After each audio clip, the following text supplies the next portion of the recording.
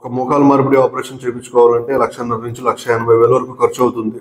So మా side నుంచి మేము డిసెంబర్ 31, 2025 వరకు ఈ సంవత్సరం మొత్తం కేవలం ₹1,00,000కి ఒక మోకాలు మార్పిడి ఆపరేషన్. అందరికీ నమస్కారం. నేను మీ డాక్టర్ రాజర్షిని. ఏలూరు మరియు భీమవరంలో గత 5 సంవత్సరాలుగా రాజర్షి హాస్పిటల్ అనేది నడుపుతున్నాను.